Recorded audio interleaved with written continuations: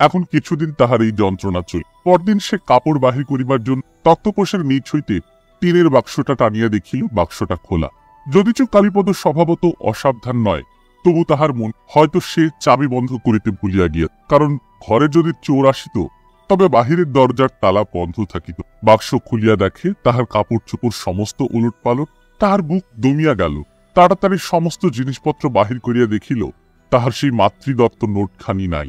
কাগজ ও কাপড়ের মোড়কগুলো আছে। বারবার করিয়া কালীপদ সমস্ত কাপড় সবলে ঝাড়া দিতে লাগিল, নোট বাহির হইল না। এদিকে উপরের তলার দুই একটি করিয়া লোক যেন আপন কাজে সিঁড়ি দিয়া নামিয়া সেই ঘরটার দিকে কটাক্ষপাত করিয়া বারবার উঠানামা করিতে লাগিল। উপরে অট্টহাস্যের ফোয়ারা খুলিয়া গেল। যখন নোটের কোনো আশাই রহিল না এবং যখন মাথার কষ্টে জিনিসপত্র নাড়ানাড়ি করা তাহার পক্ষে আর সম্ভবপর হইল না, তখন সে বিছানার উপর উপুড় হইয়া মৃতদেহের মতো পড়িয়া রহিল। এই তাহার মাতার অনেক দুঃখের নোটখানি। জীবনের কত মুহূর্তকে কঠিন যন্ত্রে পেষণ করিয়া দিনে দিনে একটু একটু করিয়া এই নোটখানি একদেই দুঃখের ইতিহাস সে কিছুই জানিত না। সেদিন সে তাহার মাতার ভারের উপর ভার কেবল বাড়াইয়াছে। অবশেষে যেদিন মা তাহাকে তাহার প্রতিদিনের নিয়ত আবর্তমান দুঃখের সুখী করিয়া লইলেন, সেদিনকার মতো এমন গৌরব সে তাহার বয়সে আর কখনো করে নাই। কালীপদ আপনার জীবনের সবচেয়ে যে বড় বাণী, যে মহত্তম আশীর্বাদ পাইয়াছে, এই নোটখানির মধ্যে তাহাই পূর্ণ হইয়াছে। সেই তাহার মাতার অতল স্পর্শ স্নেহ সমুদ্র মন্থন করা অমূল্য দুঃখের উপহারটুকু চুরি যাওয়াকে সে একটা পৈশাচিক অভিশাপের মতো পাশের সিঁড়ির উপর দিয়া পায়ের শব্দ আজ বারবার সইতে লাগিল। অকারণ ওঠা এবং নামার আজ আর বিরাম নাই। গ্রামে আগুন লাগিয়া পুড়িয়া ছাই হইয়া যাইতে, আর তাহার ঠিক পাশ দিয়াই কৌতুক কলশব্দে নদী অবির ছুটিয়া চল। হেও সেই রকম। উপরের তলার অট্টহাস্য শুনিয়া একসময় কালীপদর মনে এ চোরের কাজ নয়। এক মুহূর্তে সে বুঝিতে পারিল শৈলেন্দ্রের দল কৌতুক করিয়া তাহার এই লইয়া গিয়াছে। চোরে চুরি করিলেও তাহার মনে এত বাজিত না। তাহার মনে হইতে লাগিল যে ধনমদ গর্বিত যুবকেরা তাহার মায়ের গায়ে হাত তুলিয়াছে। এতদিন কালীপদ এই মেসে আছে, এই সিঁড়িটুকু বাহিয়া একদিনও সে উপরের তলায় পদার্পণ করে নাই। আজ তাহার গায়ে সেই ছেঁড়া গেঞ্জি, পায়ে জুতা নাই। মনের আবেগে এবং মাথা ধরার উত্তেজনায় তাহার মুখ লাল হইয়া উঠিয়াছে। সবেগে সে উপরে উঠিয়া পড়ি। আজ রবিবার, কলেজে যাইবার উপসর্গ ছিল। কাঠের ছাদওয়ালা বারান্দায় বন্ধুগণ কেহ বা চৌকিতে, কেহ বা বেতের মোড়ায় বসিয়া হাস্যালাপ করি। কালীপদ তাহাদের মাঝখানে ছুটিয়া পড়িয়া ক্রোধ গদগদ স্বরে বলিয়া উঠিল, দিন, আমার নোট দিন। যদি সে মিনতির সুরে বলিত তবে ফল পাইত সন্দেহ নাই, কিন্তু উন্মত্ত বৎ ক্রুদ্ধ মূর্তি দেখিয়া শৈলেন অত্যন্ত খ্যাপা হইয়া উঠিল। যদি তাহার বাড়ির দারোয়ান থাকিত তবে তাহাকে দিয়া এই অসভ্যকে কান ধরিয়া দূর করিয়া দিত সন্দেহ নাই। সকলেই দাঁড়াইয়া উঠিয়া একত্রে গর্জন করিয়া কহিল, কি বলেন মশাই, কিসের নোট? কালীপদ কহিল, আমার বাক্স থেকে আপনারা নোট নিয়ে এসেছেন, এত বড় কথা? আমাদের চোর বলতে চান? কালীপদর হাতে যদি কিছু থাকিত তবে সেই মুহূর্তেই সে খুনি করিয়া ফেলে। তাহার রকম দেখিয়া 4-5 জনে মিলিয়া তাহার হাত চাপিয়া ধরে সে জালবদ্ধ বাঘের উমরাইতে লাগিল। এই অন্যায়ের প্রতিকার করিবার তাহার কোনো শক্তি নাই, কোনো প্রমাণ নাই। সকলে তাহার সন্দেহকে উন্মত্ততা বলিয়া উড়াইয়া দিবে। যাহারা তাহাকে মৃত্যুবান মারিয়াছে, তাহারা তাহার ঔদ্ধত্যকে অসহ্য বলিয়া বিষম আস্ফালন করিতে লাগিল। সেই রাত্রি যে কালীপদর কেমন করিয়া কাটিল তাহা কেহ জানিতে পারিল। শৈলেন একখানা 100 টাকার নোট বাহির করিয়া বলিল, দাও, বাঙালটাকে দিয়ে সগে যাও। সহচররা কহিল, পাগল হয়েছ? তেজটুকু আগে মরুক, আমাদের সকলের কাছে একটা রিটার্ন অ্যাপোলজি আগে দিক, তারপরে বিবেচনা করে দেখা যাবে। যথাসময়ে সকলে শুইতে গেল এবং ঘুমাইয়া পড়িতেও কাহারও বিলম্ব। সকালে কালীপদর কথা প্রায় সকলে ভুলিয়াই গিয়াছিল। সকালে কেহ কেহ সিঁড়ি দিয়া নিচে নামিবার সময় তাহার ঘরে কথা শুনিতে পাইল। ভাবিল হয়তো উকিল ডাকিয়া পরামর্শ করিতে। দরজা ভিতর হইতে খিল লাগানো। বাহিরে কান পাতিয়া যাহা শুনিল তাহার মধ্যে আইনের কোন সংস্রব নাই, সমস্ত অসংলগ্ন প্রলাপ। উপরে গিয়া শৈলেনকে খবর। শৈলেন নামিয়া আসিয়া দরজার বাহিরে আসিয়া দাঁড়াইল। কালীপদ যে কি বকিতেছে ভালো বোঝা যাইতেছে না। কেবল ক্ষণে ক্ষণে বাবা বাবা বলিয়া চিৎকার করি। ভয় হইল হয়তো সে নোটের শোকে পাগল হইয়া গিয়া। বাহির হইতে 2-3 বার ডাকিল, কালীপদ বাবু। কেহ কোনো সাড়া দিল, কেবল সেই বিড়বিড় বকুনি চলিতে লাগিল। শৈলেন পুনশ্চ উচ্চস্বরে ডাকিল, কালীপদ বাবু, দরজা খুলুন, আপনার সেই নোট পাওয়া গেছে। দরজা কেবল বকুনির গুঞ্জন ধ্বনি শোনা গেল। ব্যাপারটা যে এতদূর গড়াইবে তাহা শৈলেন কল্পনা। সে মুখে তাহার অনুচরদের কাছে অনুতাপ বাক্য প্রকাশ করিল না, কিন্তু তাহার মনের মধ্যে বেঁধিতে লাগিল। সে বলিল, দরজা ভেঙে ফেলা যাক। কেহ কেহ পরামর্শ দিল, পুলিশ যে কেন, কি জানি, পাগল হয়ে যদি কিছু হঠাৎ করে বসে। কাল যেরূপ কাণ্ড দেখেছি, সাহস হয় না।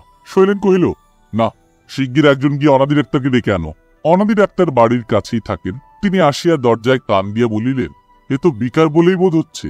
দরজায় ভাঙিয়া ভিতরে গিয়া দেখা গেল তক্তপোষের ওপর এলোমেলো বিছানা খানিকটা ভ্রষ্ট হইয়া মাটিতে লুটাইতে। কালীপদ মেজের উপর পড়িয়া, তাহার চেতনা নাই। সে গড়াইতেছে, ক্ষণে ক্ষণে হাত পা ছুঁড়িতেছে এবং প্রলাপ বুক। তাহার রক্তবর্ণ চোখ দুটো খোলা এবং তাহার মুখে যেন রক্ত ফাটিয়া পড়ি। ডাক্তার তাহার পাশে বসিয়া অনেকক্ষণ পরীক্ষা করিয়া শৈলেনকে জিজ্ঞাসা করিলেন, এর আত্মীয় কেউ আছে? শৈলেনের মুখ বিবর্ণ হইয়া গেল। সে ভীত হইয়া জিজ্ঞাসা করিল, কেন বলুন তো? ডাক্তার গভীর হইয়া কহিলেন, খবর দেওয়া ভালো, লক্ষণ ভালো নয়। শৈলেন কহিল, এর সঙ্গে তো আমাদের ভালো আলাপ নেই। আত্মীয়ের খবর তো কিছুই জানি না, খুঁজে দেখব, কিন্তু এখন কি করতে হবে? ডাক্তার কহিলেন, এই ঘর থেকে রোগীকে এখনই দোতলার কোনো ভালো ঘরে নিয়ে যান, দিনরাত সেবার ব্যবস্থা করুন। শৈলেন রোগীকে তাহার নিজের ঘরে লইয়া গেল।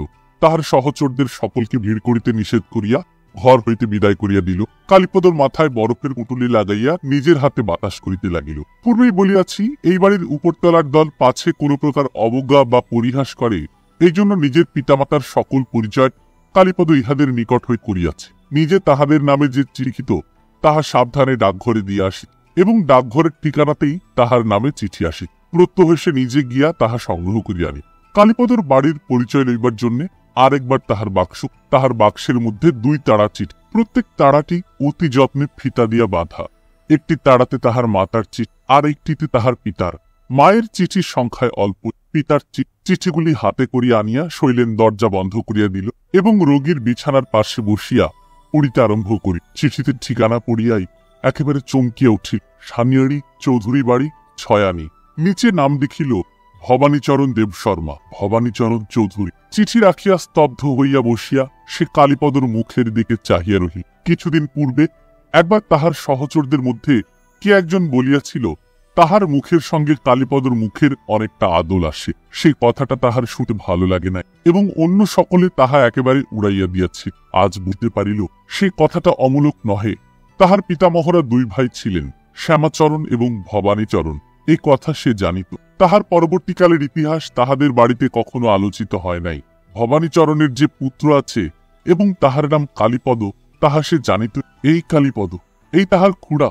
শৈলেনের তখন মনে পড়িতে লাগিল, শৈলেনের পিতামহী শ্যামাচরণের স্ত্রী যতদিন বাঁচিয়া ছিলেন, শেষ পর্যন্ত পরম স্নেহে তিনি ভবানীচরণের কথা বলিতেন। ভবানীচরণের নাম করিতে তাহার 2 চক্ষে জল ভরিয়া উঠে। ভবানীচরণ তাহার দেবর বটে, কিন্তু তাহার পুত্রের চেয়ে বয়সে ছোট। তাহাকে তিনি আপন ছেলের মতোই মানুষ করিয়াছেন। বৈষয়িক বিপ্লবে যখন তাহারা স্বতন্ত্র হইয়া গেলেন, তখন ভবানীচরণের একটু খবর পাইবার জন্য তাহার বক্ষ তৃষিত হইয়া থাকিত। তিনি বারবার তাহার ছেলেদের বলিয়াছেন, ভবানীচরণ নিতান্ত অবুঝ ভালো মানুষ বলে নিশ্চয় তোরা তাকে ফাঁকি দিয়েছিস। আমার শ্বশুর তাকে এত ভালোবাসতেন, তিনি যে তাকে বিষয় থেকে বঞ্চিত করে যাবেন, এই কথা আমি বিশ্বাস করি না। তাহার ছেলেরা এসব কথায় অত্যন্ত বিরক্ত এবং শৈলেনের মনে পড়িল সেও তাহার পিতামহীর উপর অত্যন্ত রাগ করে। এমনকি পিতামহী তাহার পক্ষ অবলম্বন করিতেন বলিয়া ভবানীচরণের উপরেও তাহার ভারী রাগ হইল। বর্তমানে ভবানীচরণের যে এমন দরিদ্র অবস্থা, তাহাও সে জানিত। কালীপদর অবস্থা দেখিয়া সকল কথা সে বুঝিতে পারিল এবং এতদিন সহস্র প্রলোভন সত্ত্বেও কালীপদ যে তাহার অনুচর শ্রেণীতে ভর্তি হয় নাই, ইহাতে সে ভারী গৌরব অনুভব করে। যদি দৈবাৎ কালীপদ তাহার অনুবর্তী হইত, তবে আজ যে তাহার লজ্জার সীমা থাকিত। শৈলেনের দলের লোকেরা এতদিন প্রত্যহই কালীপদকে পীড়ন অপমান করে। এই বাসাতে তাহাদের মাঝখানে কাকাকে শৈলেন রাখিতে পারিল না। ডাক্তারের পরামর্শ লইয়া অতি যত্নে তাহাকে একটা ভালো বাড়িতে স্থানান্তর করি। ভবানীচরণ শৈলেনের চিঠি পাইয়া একটি সঙ্গী আশ্রয় করিয়া তাড়াতাড়ি কলিকাতায় ছুটিয়া আসিলেন। আসিবার সময় ব্যাকুল হইয়া রাসমণি তাহার কষ্ট সঞ্চিত অর্থের অধিকাংশই স্বামীর হাতে দিয়া বলিলেন, দেখো যেন অযত্ন না হয়, আর যদি তেমন বোঝো আমাকে খবর দিলেই আমি যাব। চৌধুরী বাড়ির বধূর পক্ষে হঠাৎ করিয়া কলিকাতায় যাওয়ার প্রস্তাব এতই অসঙ্গত যে প্রথম সংবাদেই তাহার যাওয়া ঘটিল। তিনি রক্ষাকালের নিকট মানত করিলেন এবং গ্রহাচার্যকে ডাকিয়া সস্তায়ন করাইবার ব্যবস্থা করি। ভবানীচরণ কালীপদর অবস্থা দেখিয়া হতবুদ্ধি হইয়া গেলেন। কালীপদর তখন ভালো করিয়া জ্ঞান হয় নাই। সে তাহাকে মাস্টার মশাই বলিয়া ডাকিল। ইহাতে তাহার বুক ফাটিয়া গেল। কালীপদ প্রায় মাঝে মাঝে প্রলাপে বাবা বাবা বলিয়া ডাকিয়া উঠিতেছিল। তিনি তাহার হাত ধরিয়া তাহার মুখের কাছে মুখ লইয়া গিয়া উচ্চস্বরে বলিতেছিলেন, এই যে বাবা, এই যে আমি এসেছি। কিন্তু সে যে তাহাকে চিনিয়াছে এমন ভাব প্রকাশ করে। ডাক্তার আসিয়া বলিলেন, জ্বর আগের চেয়ে কিছু কমেছে, হয়তো এবার ভালোর দিকে যাবে। কালীপদ ভালোর দিকে যাইবে না এ কথা ভবানীচরণ মনেই করিতে পারেন না। বিশেষত তাহার শিশুকাল হইতে সকলেই বলিয়া আসিতেছে কালীপদ বড় হইয়া একটা অসাধ্য সাধন করিবে। সেটাকে ভবানীচরণ কেবলমাত্র লোকমুখের কথা বলিয়া গ্রহণ করেন নাই, সে বিশ্বাস একেবারে তাহার সংস্কারগত হইয়া গিয়ে কালীপদকে বাঁচিতেই হইবে, এ তাহার ভাগ্যের লিখ। এই কারণে ডাক্তার যতটুকু ভালো বলে তিনি তাহার চেয়ে অনেক বেশি ভালো শুনিয়া বসেন, এবং রাসমণিকে যে পত্র লেখেন তাহাতে আশঙ্কার কোনো কথাই থাকে না। শৈলেন্দ্রের ব্যবহারে ভবানীচরণ একেবারে আশ্চর্য হইয়া গেল। সে যে তাহার পরমাত্মীয় নহে এ কথা কে বলিবে? বিশেষত কলিকাতার সুশিক্ষিত সুসভ্য ছেলে হইয়াও সে তাহাকে যেরকম ভক্তি শ্রদ্ধা করে এমন তো দেখা যায় না। তিনি ভাবিলেন, কলিকাতার ছেলেদের বুঝি এই প্রকারই স্বভাব। মনে মনে ভাবিলেন, সে তো হবারই কথা। আমাদের পাড়া গিয়ে ছেলেদের শিক্ষাই বা কি আর সহবতী বা কি। জ্বর কিছু কিছু কমিতে লাগিল এবং কালীপদ ক্রমে চৈতন্য লাভ করে। পিতাকে শয্যার পাশে দেখিয়া সে চমকিয়া উঠিল। ভাবিল তাহার কলিকাতার অবস্থার কথা এইবার তাহার পিতার কাছে ধরা পড়ে। তাহার চেয়ে ভাবনা এই যে তাহার গ্রাম্য পিতা শহরের ছেলেদের পরিহাসের পাত্র হইয়া উঠিবেন। চারিদিকে চাহিয়া দেখিয়া সে ভাবিয়া পাইল না এ কোন ঘর। মনে হইল এ কি স্বপ্ন দেখিতেছি। তখন তাহার বেশি কিছু চিন্তা করিবার শক্তি ছিল না। তাহার মনে হইল অসুখের খবর পাইয়া তাহার পিতা আসিয়া একটা ভালো বাসায় আনিয়া রাখিয়াছেন। কি করিয়া আনিলেন, তাহার খরচ কোথা হইতে যোগাইতেছেন, এত খরচ করিতে থাকিলে পরে কিরূপ সংকট উপস্থিত হইবে, এইসব কথা ভাবিবার সময় তাহার নাই। এখন তাহাকে বাঁচিয়া উঠিতে হইবে, সেই জন্য সমস্ত পৃথিবীর উপর তাহার যেন দাবি আছে। একসময় যখন তাহার পিতা ঘরে ছিলেন না, এমন সময় শৈলেন একটি পাত্রে কিছু ফল লইয়া তাহার কাছে আসিয়াও কালীপদ অবাক হইয়া তাহার মুখের দিকে চাহিয়া রহিল। ভাবিতে লাগিল, ইহার মধ্যে কিছু পরিহাস আছে না।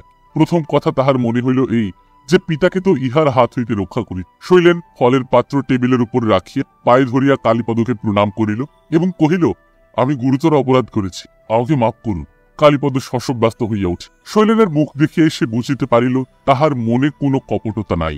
প্রথম যখন কালীপদ মেসে আসিয়াছিল, এই যৌবনের দীপ্তিতে উজ্জ্বল সুন্দর মুখশ্রী দেখিয়া কতবার তাহার মন অত্যন্ত আকৃষ্ট হইয়াছে, কিন্তু সে আপনার দারিদ্র্যের সংকোচে কোনোদিন ইহার নিকটেও আসে নাই। যদি সে সমকক্ষ লোক হইত, যদি বন্ধুর মতো ইহার কাছে আসিবার অধিকার তাহার পক্ষে স্বাভাবিক হইত, তবে সে কতই খুশি হইত। কিন্তু পরস্পর অত্যন্ত কাছে থাকিলেও মাঝখানের অপার ব্যবধান লঙ্ঘন করিবার উপায় ছিল। সিঁড়ি দিয়া যখন শৈলেন উঠিত বা নামিত, তখন তাহার শৌখিন চাদরের সুগন্ধ কালীপদর অন্ধকার ঘরের মধ্যে প্রবেশ করে। তখন সে পড়া ছাড়িয়া একবার এই হাস্য প্রফুল্ল চিন্তা রেখাহীন তরুণ মুখের দিকে না তাকাইয়া থাকিতে পারিত না। সেই মুহূর্তে কেবল ক্ষণকালের জন্য তাহার সেই স্যাঁতস্যাঁতে কোণের ঘরে দূর সৌন্দর্যলোকের ঐশ্বর্য বিচ্ছরিত অস্তিচ্ছটা আসিয়া পড়ি। তাহার পরে সেই শৈলেনের নির্দয় তারুণ্য তাহার কাছে কিরূপ সাংঘাতিক হইয়া উঠিয়াছিল তাহা সকলেরই জানা আছে। আজ শৈলেন যখন ফলের পাত্র বিছানায় তাহার সম্মুখে আনিয়া উপস্থিত করিল, তখন দীর্ঘশ্বাস ফেলিয়া ওই সুন্দর মুখের দিকে কালীপদ আর একবার তাকাইয়া দেখিল। ক্ষমার কথা সে মুখে কিছুই উচ্চারণ করিল না, আস্তে আস্তে ফল তুলিয়া খাইতে লাগিল। ইহাতে যাহা বলিবার তাহা বলা হইয়া গেল।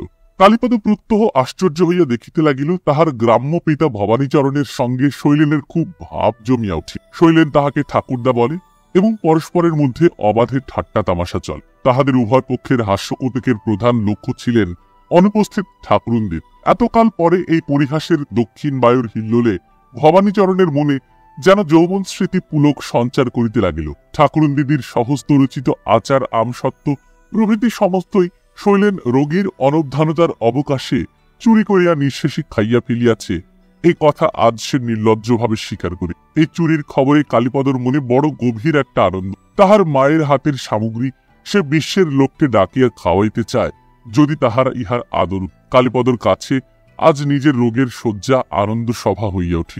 এমন সুখ তাহার জীবনে সে অল্পই পাইয়াছে। কেবল ক্ষণে ক্ষণে তাহার মনে হইতে লাগিল, আহা, যদি মা থাকিতে, তাহার মা থাকিলে এই কৌতুকপরায়ণ সুন্দর যুবকটিকে যে কত স্নেহ করিতেন, সেই কথা সে কল্পনা করিতে লাগিল। তাহাদের রুগ্ন কক্ষ সভায় কেবল একটা আলোচনার বিষয় ছিল, যেটাতে আনন্দ প্রবাহে মাঝে মাঝে বড় বাধা দিত।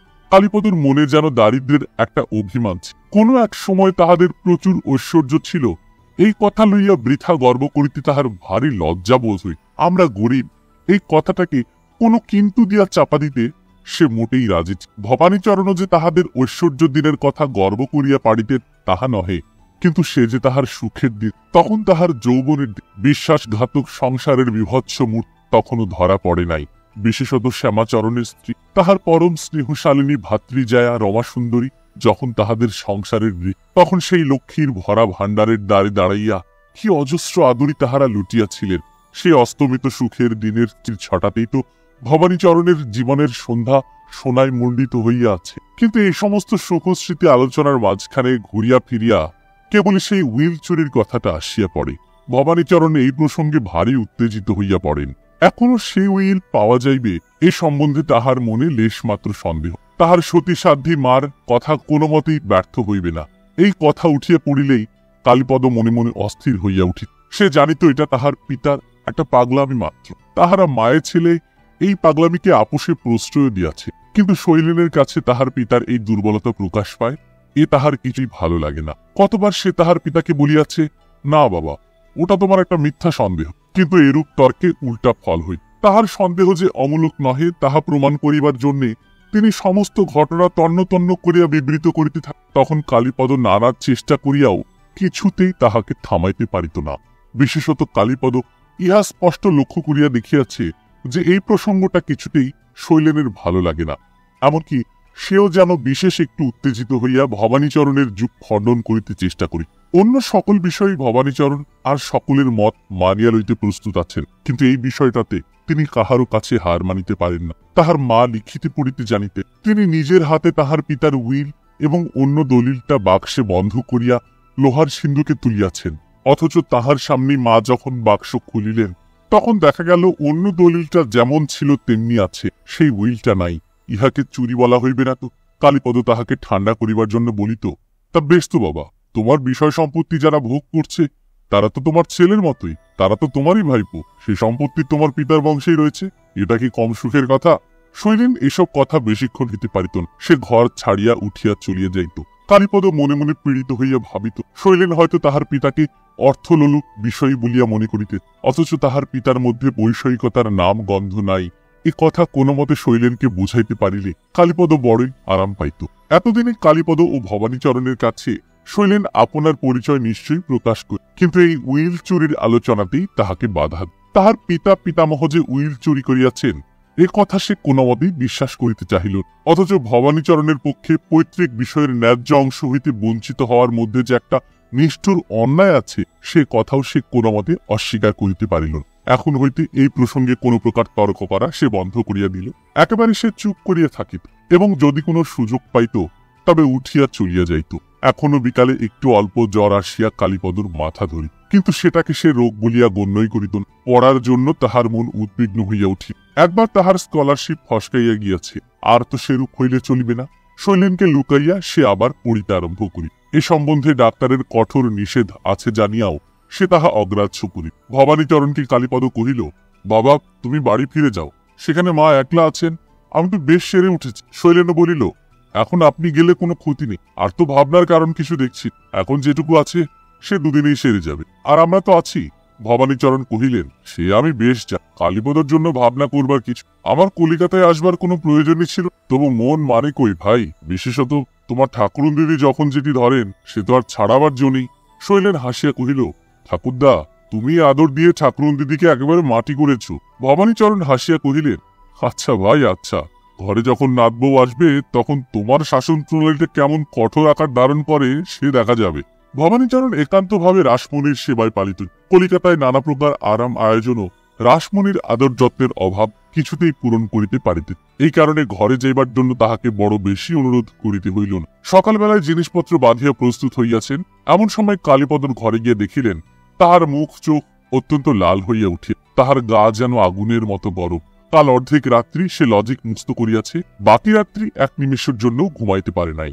কালীপদের দুর্বলতা তো সারিয়া উঠে নাই, তাহার উপর আবার রোগের প্রবল আক্রমণ দেখিয়া ডাক্তার বিশেষ শৈলেনকে আড়ালে ডাকিয়া লইয়া গিয়ে বলিলেন, এবার তো গতিক ভালো দেখছি। শৈলেন ভবানীচরণকে কহিল, দেখো ঠাকুরদা, তোমারও কষ্ট হচ্ছে, রোগীরও বোধহয় ঠিক তেমন সেবা হচ্ছে না। তাই আমি বলি কি, আর দেরি না করে ঠাকুর দিদিকে আনানো যাক। শৈলেন যতই ঢাকিয়া বলুক, একটা প্রকাণ্ড ভয় আসিয়া ভবানীচরণের মনকে অভিভূত করিয়া ফেলিল। তাহার হাত পা থরথর করিয়া কাঁপিতে লাগিল। তিনি বলিলেন, তোমরা যেমন ভালো বোঝো তাই করো। রাসমণির কাছে চিঠি গেল। তিনি তাড়াতাড়ি বগলাচরণকে সঙ্গে করিয়া কলিকাতায় আসিলেন। সন্ধ্যার সময় কলিকাতায় পৌঁছিয়া তিনি কেবল কয়েক ঘণ্টা মাত্র কালীপদকে বিকারের অবস্থায় সে রহিয়া রহিয়া মাকে ডাকিয়া সেই ধ্বনিগুলি তাহার বুকে বিধিয়া রহিল। ভবানীচরণ এই আঘাত সহিয়া সে কেমন করিয়া বাঁচিয়া থাকিবেন, সেই ভয়ে রাসমণি নিজের শোককে ভালো করিয়া প্রকাশ করিবার অবসর পাইলেন না।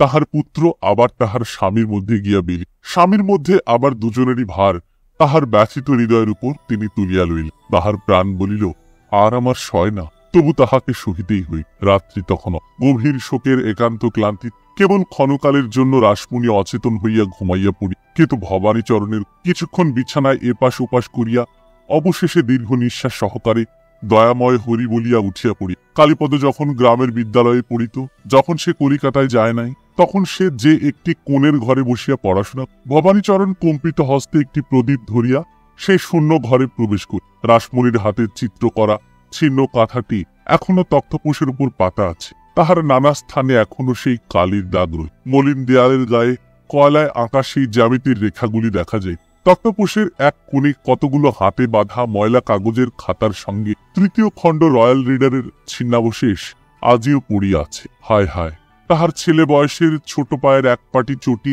যে ঘরের কোণে পড়িয়াছিল, তাহা এতদিন কেহ দেখিয়েও দেখে নাই। আজ তাহা সকলের চেয়ে বড় হইয়া দেখা দিল। জগতে এমন কোনো মহৎ সামগ্রী নাই যাহা আজ ওই দুটো ছোট জুতোটিকে আড়াল করিয়া রাখিতে পারে। কুলঙ্গিতে প্রদীপটি রাখিয়া ভবানীচরণ সেই তক্তপোষের উপর আসিয়া তাহার শুষ্ক চোখে জল আসিল না, কিন্তু তাহার বুকের মধ্যে কেমন করিতে লাগিল। যথেষ্ট পরিমাণে নিঃশ্বাস লইতে তাহার পাঁজর যেন ফাটিয়া যাইতে চাহিল। ঘরের পূর্ব দিকের দরজা খুলিয়া দিয়া গড়াত ধরিয়া তিনি বাহিরকে চাহিলেন। অন্ধকার রাত্রি, টিপ টিপ করিয়া বৃষ্টি পড়িতে, সম্মুখে প্রাচীর বেষ্টিত ঘন। তাহার মধ্যে ঠিক পরিবার ঘরের সামনে একটুখানি জমিতে কালীপদ বাগান করিয়া তুলিবার চেষ্টা করিয়া এখনো তাহার সহস্তে রোপিত ঝুমকালতা কঞ্চির বেড়ার উপর প্রচুর পল্লব বিস্তার করিয়া সজীব আছে। তাহা ফুলে ফুলে ভরিয়া গিয়াছে। আজ সেই বালকের যত্ন লালিত বাগানের দিকে চাহিয়া তাহার প্রাণ যেন কণ্ঠের কাছে উঠিয়া আসিল। আর কিছু আশা করিবার নাই। গ্রীষ্মের সময়, পূজার সময় কলেজের ছুটি হয়, কিন্তু যাহার জন্য তাহার দরিদ্র ঘর শূন্য হইয়া আছে, সে আর কোনোদিন কোনো ছুটিতেই ঘরে ফিরিয়া আসিবে না। ওরে বাপ আমার বলিয়া ভবানীচরণ সেইখানেই মাটিতে বসিয়া পড়িলেন। কালীপদ তাহার বাপের দারিদ্র্য ঘুচাইবে বলিয়াই কলিকাতায় গিয়াছে, কিন্তু জগৎ সংসারে সে এই বৃদ্ধকে কি একান্ত নিঃসম্বল করিয়াই চলিয়া গেল। বাহিরে বৃষ্টি আরো চাপিয়া আসিল। এমন সময় অন্ধকারে ঘাস পাতার মধ্যে পায়ের শব্দ শোনা গেল। ভবানীচরণের বুকের মধ্যে ধড়াস করিয়া উঠে। যাহা কোনো মতেই আশা করিবার নহে, তাহাও যেন তিনি আশা করিয়া বসিলেন। তাহার মনে হইল কালীপদ যেন বাগান দেখিতে আসিয়া, কিন্তু বৃষ্টি যে মুষলধারায় পড়িতে, ও যে ভিজিবে, এই অসম্ভব উদ্বেগে যখন তাহার মনের ভিতরটা চঞ্চল হইয়া উঠিয়াছে, এমন সময় কে গরাদের বাহিরে তাহার ঘরের সামনে আসিয়া মুহূর্তকালের জন্য দাঁড়াইল। চাদর দিয়া সে মাথা মুড়ি দিয়াছে, তাহার মুখ চিনিবার জো নাই, কিন্তু সে যেন মাথায় কালীপদরই। এসেছিস বাপ বলিয়া ভবানীচরণ তাড়াতাড়ি উঠিয়া বাহিরের দরজা খুলিতে গেলেন। দ্বার খুলিয়া বাগানে আসিয়া সেই ঘরের সম্মুখে উপস্থিত হইলেন। সেখানে কেহই নাই। সেই বৃষ্টিতে বাগানময় ঘুরিয়া বেড়াইলেন, তাহাকেও দেখিতে পাইলেন না। সেই নিশীথ রাত্রে অন্ধকারের মধ্যে দাঁড়াইয়া ভাঙা গলায় একবার কালীপদ বলিয়া চিৎকার করিয়া ডাকিলেন, কাহারও সাড়া পাইলেন। সেই ডাকে নটু চাকরটা গোহাল ঘর হইতে বাহির হইয়া আসিয়া অনেক করিয়া বৃদ্ধকে ঘরে লইয়া আসি। পরদিন সকালে নটু ঘর ঝাঁট দিতে গিয়া দেখিল গরাদের সামনেই ঘরের ভিতরে পুঁটুলিতে বাঁধা কি একটা কড়ি। সেটা সে ভবানীচরণের হাতে আনিয়া ভবানীচরণ খুলিয়া দেখিলেন একটা পুরাতন দলিলের মতো। চশমা বাহির করিয়া চোখে লাগাইয়া একটু পড়িয়াই তিনি তাড়াতাড়ি ছুটিয়া রাসমণির সম্মুখে গিয়া উপস্থিত এবং কাগজখানা তাহার নিকট মেলিয়া ধর। রাসমণি জিজ্ঞাসা করিলেন, ও কি? ভবানীচরণ কহিলেন, সেই উইল। রাসমণি কহিলেন, কে দিল? ভবানীচরণ কহিলেন, কাল রাতে সে এসেছে, সে দিয়ে গেছে। রাসমণি জিজ্ঞাসা করিলেন, এ কি হবে? ভবানীচরণ কহিলেন, আর আমার কোনো দরকার নাই বলিয়া সেই দলিল ছিন্ন ছিন্ন করিয়া ফেলিলেন। এই সংবাদটা পাড়ায় যখন রটিয়া গেল, তখন বগলাচরণ মাথা নাড়িয়া সগর্বে বলিল, আমি বলি নাই কালীপদকে দিয়েই উইল উদ্ধার হবে। রামচরণ মতি কহিল, কিন্তু দাদা ঠাকুর, কাল যখন রাত 10টার গাড়ি স্টেশনে পৌঁছলো, তখন একটি সুন্দর দেখতে বাবু আমার দোকানে এসে চৌধুরীদের বাড়ির পথ জিজ্ঞাসা করল। আমি তাকে পথ দেখিয়ে দিলাম। তার হাতে যেন কি একটা দেখেছিলাম। আরে দূর বলিয়া এই কথাটাকে বগলাচরণ একেবারেই উড়াইয়া দিল।